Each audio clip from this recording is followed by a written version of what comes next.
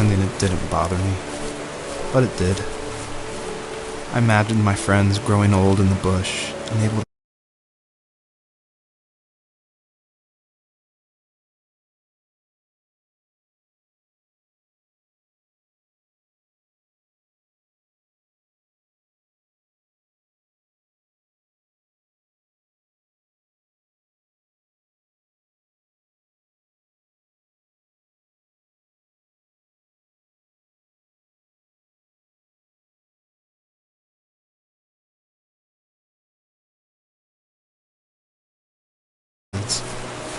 It's like those mountains were a literal wall, keeping me from leaving, where all I would have to look forward to are lumber yards and evening beers. I had to climb over. That was my only goal for a long time.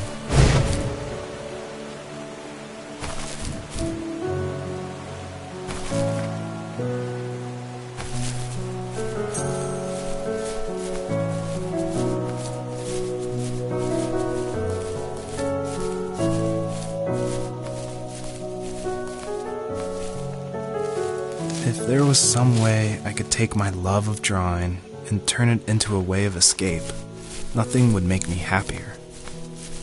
I wanted to create instead of tearing trees down. I wanted to move to the lower 48, not because I hated it there in Alaska, but I hated the idea of it. It's like all of that spite inside me had created this monster which followed me around my whole teenage years. I put so much energy into doing what others didn't expect of me. Why did I do that? There's one fact you're forgetting, though. If you didn't have that fire in you, we probably would have never met. You're absolutely right. Maybe the destination is all that matters in the end. But then why am I awake? Why am I seeing this fox go on her journey? And why can't I stop thinking about my dad?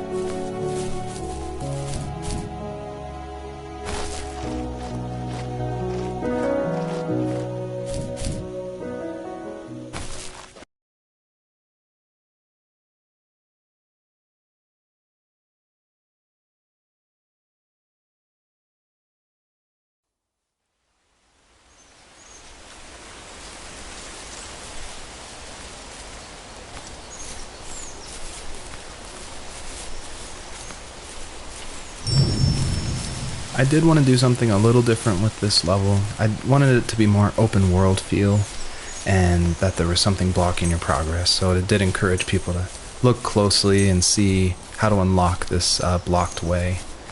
And I do like just walking around this level and listening to the beautiful music by Josh Kramer. His work really sets the mood for the whole game.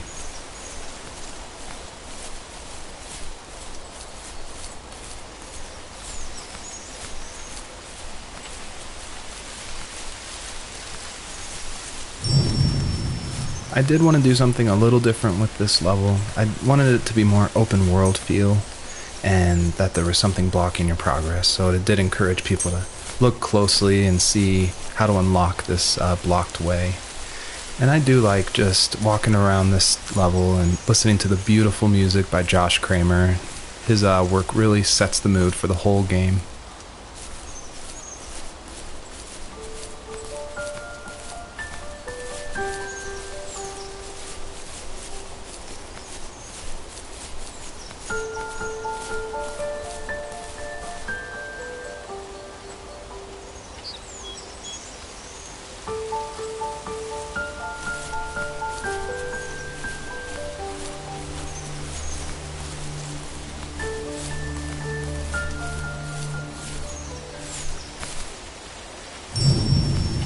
I don't think The First Tree could work at all without the music by Josh Kramer. And his music, it's actually publicly available to license, and so it was affordable for me since this was a hobby project. And it's something I like to tell new indie developers all the time, like, you can't afford that composer, you can't afford a full-time programmer. You need to cut corners and finish your game, and the way to do that is to use these amazing publicly available assets that anyone can purchase and license. And so his music is incredible, and I actually haven't talked to him that much, I've just emailed him. But his music was nominated for Most Emotional Music at the Emotional Game Awards in France, and he's just a really nice guy. And I think there's so much amazing content out there that if you're thinking of making a game, like, look around and see what you can make work on a tight budget, because it worked really well for The First Tree.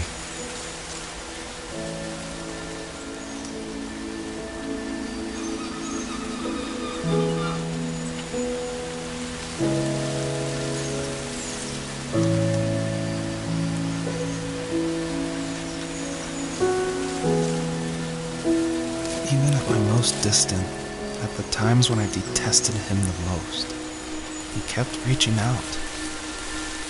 For a year straight, he asked me every week when we were going camping. I thought he was just dense. Eventually, to shut him up, I agreed. We carried out the worn lawn chairs from the garage and set up a cinder block campfire at the site we'd always used behind the house. We walked down the mountain path, talking in the warm sunshine we only got a couple months of the year. Those 3 obsidian rocks shimmered alongside the shore, almost like sparklers pressed against a dark window. I'll never forget that wet stone on my feet, or how those massive mountains looked even bigger in the lake's reflection. I felt small, but grateful. As the sun set, my dad found something I hadn't seen for a long time. The tree where I'd made my first carving when I was 6. I hadn't even carved it. My dad had helped me, but I still called it my tree. Something about seeing my name there made me open up, and we talked about everything that night in that old camouflage tent. I told him how much I love sketching and design, and how it would be a dream to study architecture in Seattle. I told him how I didn't get along with my friends much anymore, but that I didn't mind being alone. He told me he was there for me, and he joked that if all he had to do was write my name on a tree to finally get me to talk, he would have left me carved logs with novels on them in front of my room every morning. I don't know why it took me that long to realize it, but it was then I knew how much he had sacrificed for me.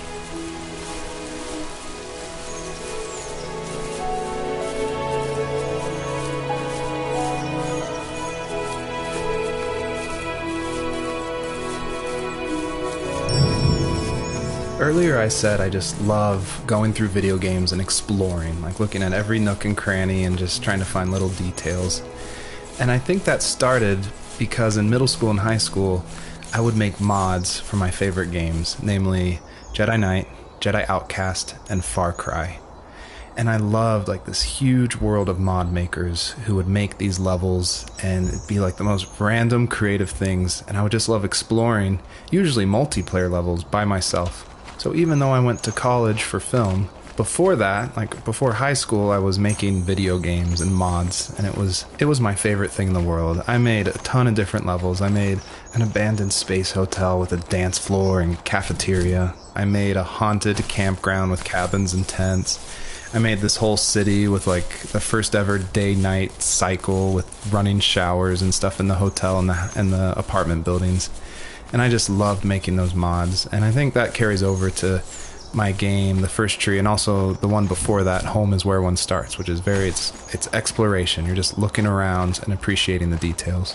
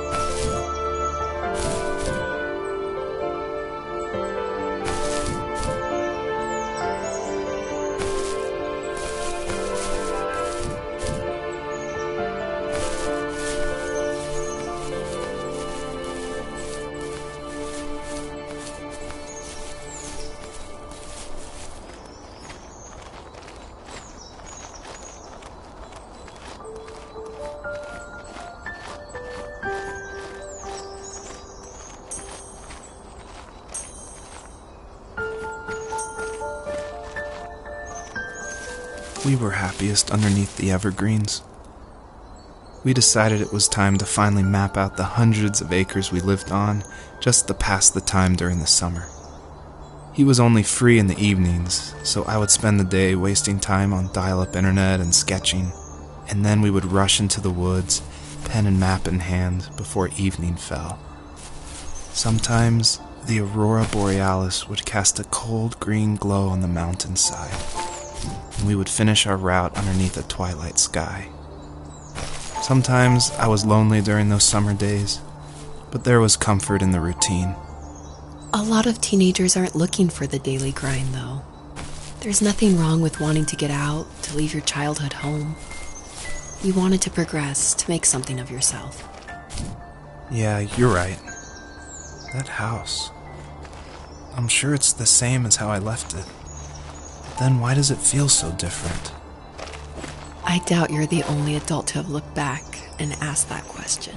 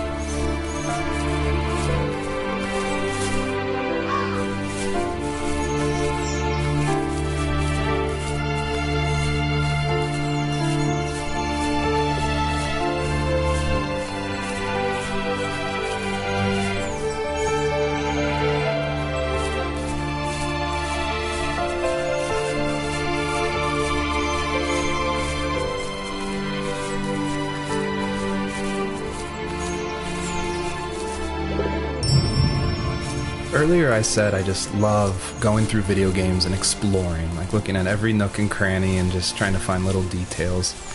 And I think that started because in middle school and high school, I would make mods for my favorite games, namely Jedi Knight, Jedi Outcast, and Far Cry. And I loved like this huge world of mod makers who would make these levels and it'd be like the most random creative things, and I would just love exploring, usually multiplayer levels by myself. So even though I went to college for film, before that, like before high school, I was making video games and mods, and it was my favorite thing in the world. I made a ton of different levels. I made an abandoned space hotel with a dance floor and cafeteria. I made a haunted campground with cabins and tents. I made this whole city with like the first ever day-night cycle with running showers and stuff in the hotel and the apartment buildings.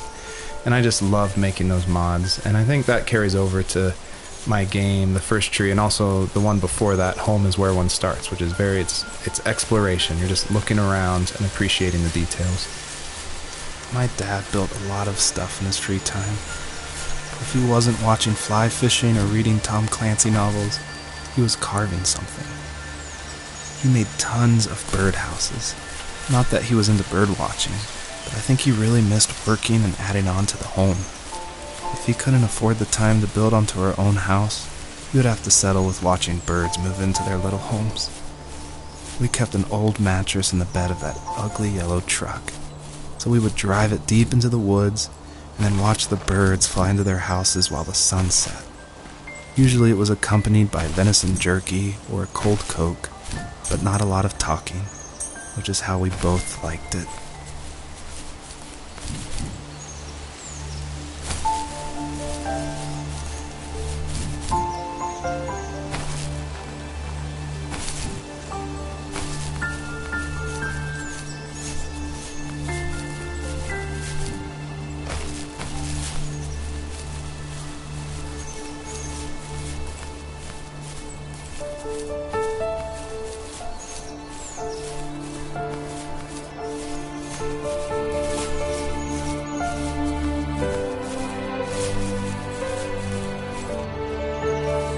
On our property, there were old abandoned pieces of a shed and car long left unused.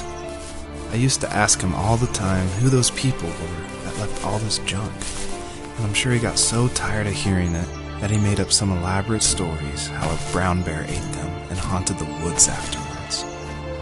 What's funny is I think it made those people seem more real. Growing up thinking they were still hanging out like they couldn't say goodbye. I used to tell my friends how I could swear I saw spirits move near the water, and that always freaked them out. I guess it didn't bother me, because the way I saw it, they were normal people with old cars and sheds, just trying to figure out how to survive and be happy in the middle of nowhere. It was a cool thought that they didn't want to leave, but you know, I was a weird kid. Well, you had good company since those ghosts like living in a place where they were brutally devoured.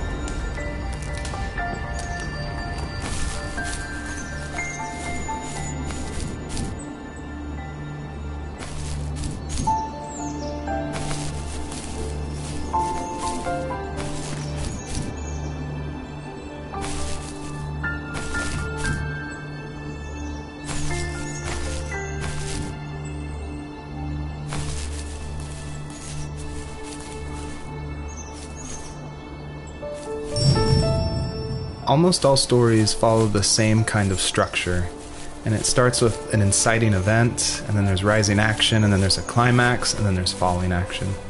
And it's actually really difficult to make an interesting story where you only hear these two people talking, and it's spoken through a dream that's already happened, and the most of the action is about this animal that isn't directly related to this couple at all. So I don't know what I was thinking, but my hope was that it would create some interesting things and connections that I didn't see before. And that was kind of the whole exercise of making the first tree.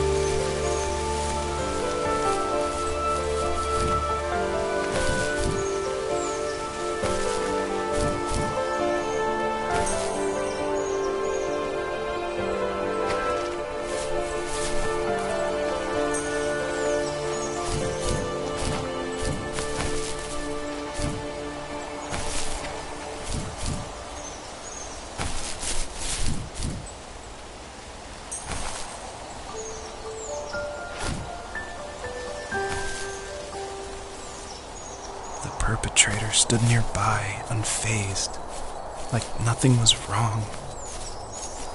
My dad is dead, and he's never coming back, Rachel. I can tell you these stories, but I can never reminisce with him again. He can never hold a grandchild that we'll probably never be able to have. I can never talk to him again, and I'll never be able to say I'm sorry for everything.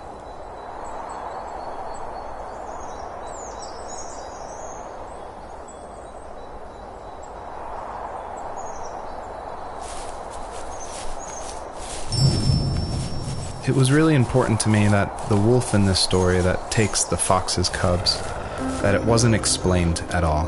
Like, it's just this entity that's in the background.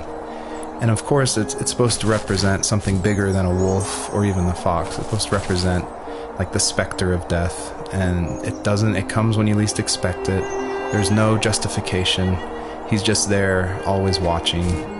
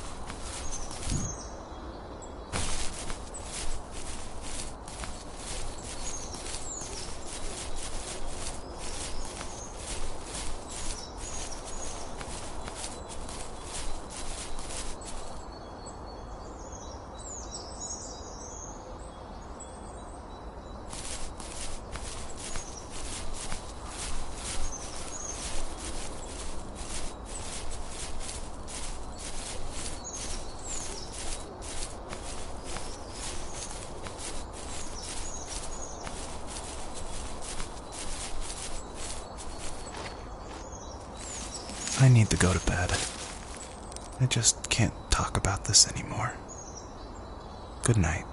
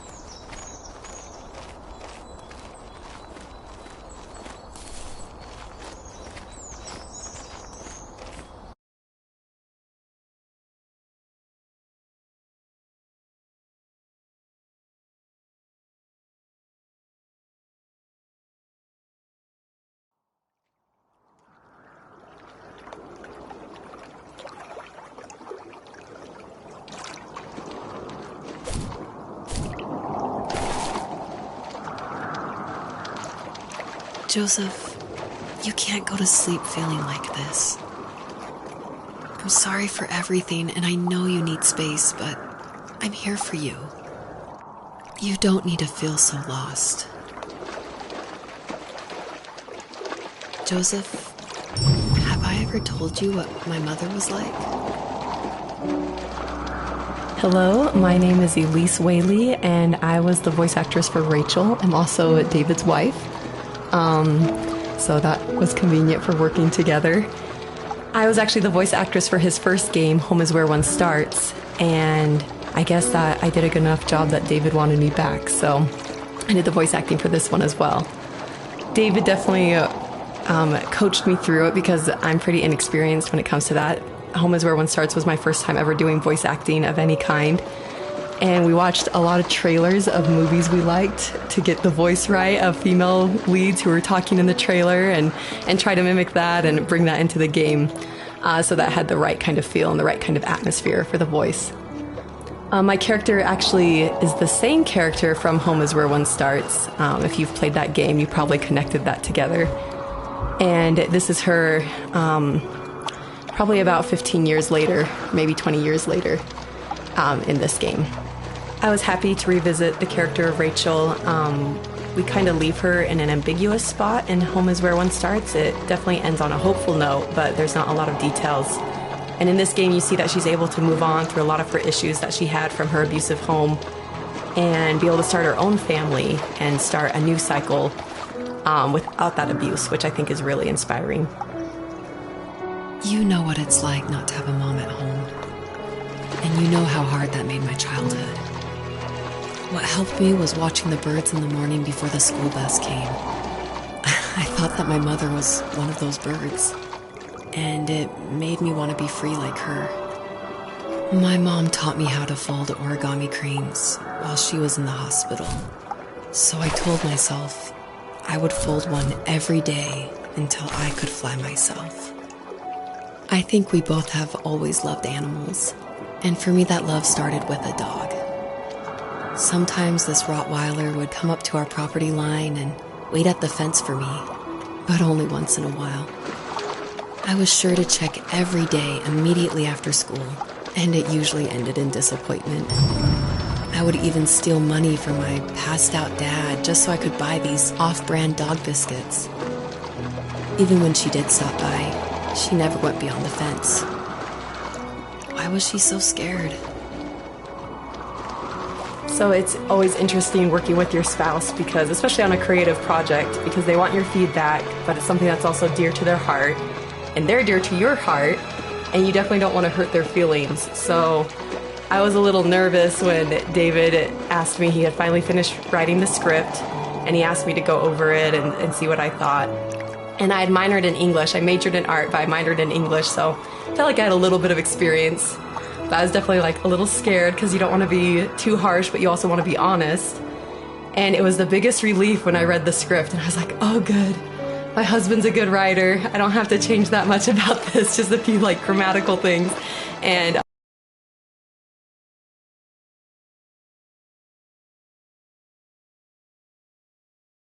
that that was just like the biggest relief for me, because it can be a tricky balance, working with your spouse and making sure that that honesty is there, but also that love and the support is there as well. I think my dad was the opposite of your dad in almost every way, except he was in the military as well. He coped with alcohol of every kind. The trailer started falling apart, he got angry, and I withdrew. More and more I became the weird, quiet kid who made lots of origami birds and carried dog biscuits around. I think we were pretty similar when it came to being the weird kids. And that same sincerity in college was one of the reasons I was so drawn to you. Life got worse and worse, and at one point, I really didn't think I could survive another day with my soul still intact. I had no real friends, let alone neighbors, since we lived in the middle of nowhere. I should have talked to my teacher, but I was scared what he would do if he found out. As I waited for the school bus one morning, I walked around until I found something in an abandoned shed. Something I can't put into words.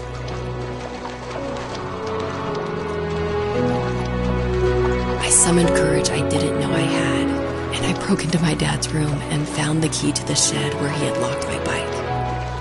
I'll never forget that feeling.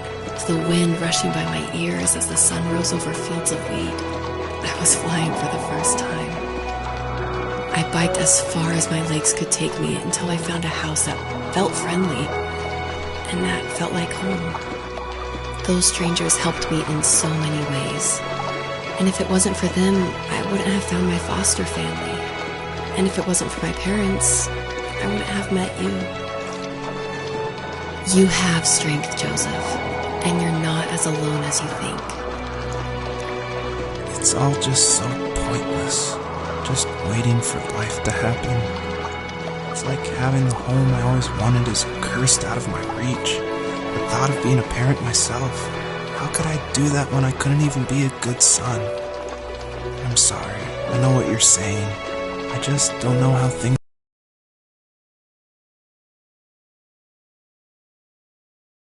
will work out. These quiet hours will turn into years. We'll wonder which roads passed us by. Then we'll forge a new road together. Besides, I discovered for myself that one fateful morning where any hopeful road leads to. There may be thorns and mist, but it always leads to the same thing. And what's that? Family. I'm so glad that you're part of my family, Rachel. And I'm glad you're part of mine. A question I get a lot is why a fox? And it ties into just how important family is for me. And Fox is actually a family name from my wife's side, from Elise.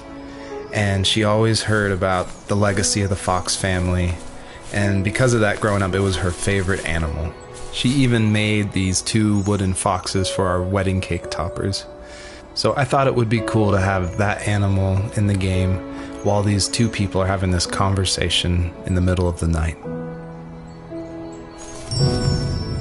A question I get a lot is why a fox? And it ties into just how important family is for me. And Fox is actually a family name from my wife's side, from Elise. And she always heard about the legacy of the Fox family. And because of that, growing up, it was her favorite animal.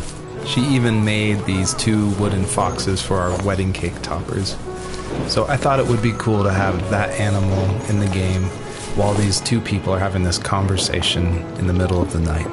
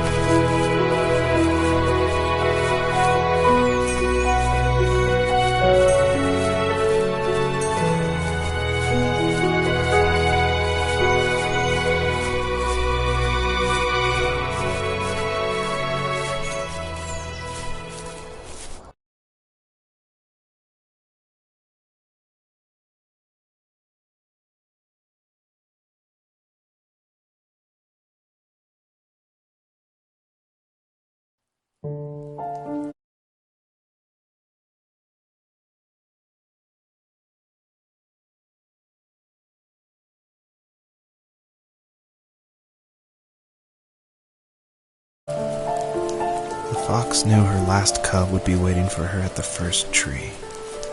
She was almost there. The rain cascaded onto the Jade Valley where the entrance to the tree was. Life was protected there, because that's where life began. It was now only a mother and a daughter left.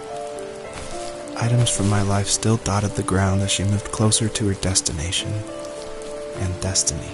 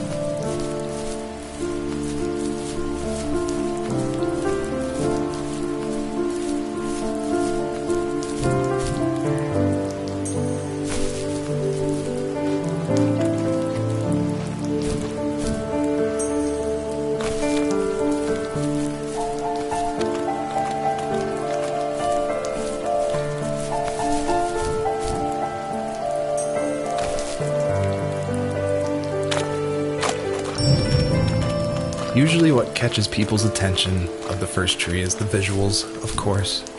And I was inspired by a lot of people making these levels. The second level is inspired by just these beautiful autumn photos of a real forest. And this level, the Jade Valley, is inspired by the artwork of Heather Penn, who did the Overland games. I just love those greens with a lot of gray in it. I love the strong vignettes in the corners of the frame. And of course, this environment pack was made by the very talented Swedish designer Mikael Gustafsson. And of course, his initial designs inspired me, and I was able to build off of that. And I'm really grateful that he allowed his environment pack to be made publicly available. At the end of high school, I felt something I hadn't felt in a long time. Drive. I looked into the best architecture schools on the West Coast and got a dose of reality when looking at other students' portfolios and the high cost of tuition. I still wanted to be something, to be the next Alvaro Siza, and to make those thousands of sketches worth something in my grand history. But now even an internship sounds impossible.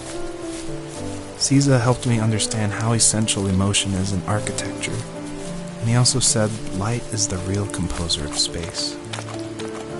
I like to think these glints of light, like not finding a job or even a strange dream about a fox, are something I should be thankful for, even if the illuminated space is something I'm less than comfortable with.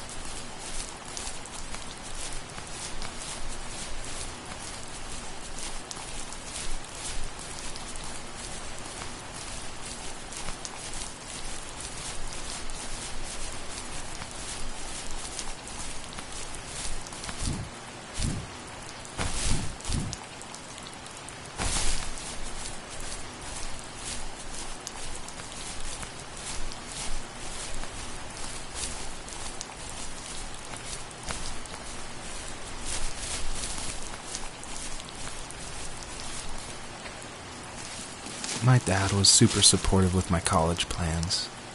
To a point. Things were okay until this terrible accident happened. I guess a forklift flipped over due to a bad axle, and it crushed one of the workers there. My dad didn't eat for days, even though he wasn't directly involved. It devastated him. Not only did it hurt the business, but it just freaked him out. He would talk in his sleep, muttering things about firing people and saying sorry. One fateful day he approached me, said that since my school search wasn't going well, I should finally be a man and take over the family business. He said one day he was going to die, and that all of his work, sacrifice, and even that man's life would be wasted in vain. I just lost it. Teenage me just exploded at the thought. I screwed up. I said things I shouldn't have. He was having a crisis, and I pretty much spit in his face.